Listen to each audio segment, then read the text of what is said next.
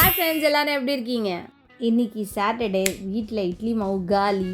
சரி, ஓகே, டக்குன்னு அரிசி மாவு இருந்துச்சு. ஸோ அரிசி மாவு ரொட்டி செஞ்சிடலான்னு சொல்லிவிட்டு நான் ஒரு 3 கப் அளவுக்கு அரிசி மாவு எடுத்துக்கிட்டேன். 1 கப் அளவுக்கு கடலை மாவு எடுத்துக்கிட்டேன். இதில் தேவையான அளவு உப்பு போட்டு கொஞ்சம் வதவதப்பான தண்ணியில் கொஞ்சம் கொஞ்சமாக தண்ணி போட்டு பிசைய போகிறேன். ஃப்ரெண்ட்ஸ், ஒவ்வொருத்தர் ஒவ்வொரு விதமாக செய்வாங்க. சில பேர் இந்த மாவில் அந்த வதவதப்பான தண்ணி கொஞ்சம் 1/2 டம்ளர் போட்டுட்டு கொஞ்சம் நேரம் ஊற வச்சு கூட அதுக்கப்புறமும் பிசைவாங்க. அப்படியும் செய்யலாம். ஃப்ரெண்ட்ஸ், கொஞ்சம் மாவு கைப்பிடிக்கிற அளவுக்கு வந்த உடனே துருவி வச்சுருக்க தேங்காய் பதையை போட்டுக்கோங்க.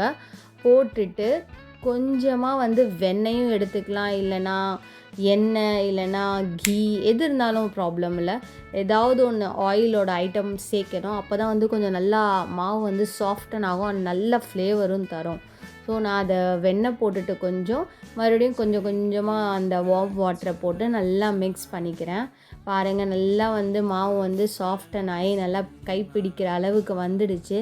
இப்போ ஒரு 10 நிமிஷம் அதை மூடி வச்சிடுறேன். இப்போது அந்த மாவு எடுத்து ஒரு மீடியம் சைஸ் உருண்டையாக செஞ்சு அதை நல்லா கையாலேயே உள்ளங்கையாலேயே நான் தட்டி வச்சுக்க போகிறேன். இது நம்ம உள்ளங்கையால் தட்டுறது தவாவில் வச்சு கூட ப்ரெஸ் பண்ணலாம், அப்படியும் பண்ணலாம்.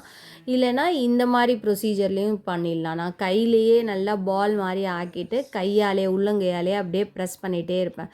அப்படியே சர்க்குலராக ப்ரெஸ் பண்ணும்போது என்ன ஆகும்னா நல்லா ஷேப்பிங் வரும்.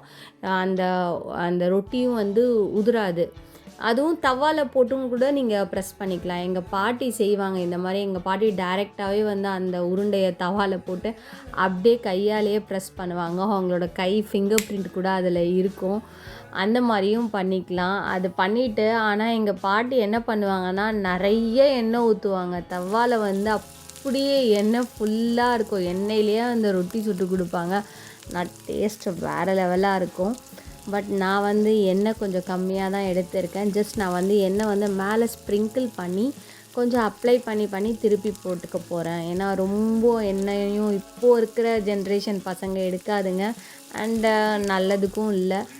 ஒரு பக்கம் கொஞ்சம் லைட்டாக கோல்டன் ப்ரௌன் ஆனோடனே திருப்பிக்கிறேன். திருப்பி மறுபடியும் கொஞ்சம் எண்ணெய் அப்ளை பண்ணிவிட்டு இதே ப்ராசஸ் பண்ணிகிட்டே இருந்தால் நல்லா ரொட்டி சுட்டு ரெடி ஆகிடும். நான் நேற்று வச்ச மீன் குழம்புல தொட்டு சாப்பிட்டேன். டேஸ்ட் அட்டகாசமாக இருக்கும். கண்டிப்பாக ட்ரை பண்ணி பார்த்து எனக்கு கமெண்ட்ஸில் சொல்லுங்கள். நாளைக்கு இன்னொரு ஈஸியான ரெசிபியோடு நான் உங்களை மீட் பண்ணுறேன். Bye friends.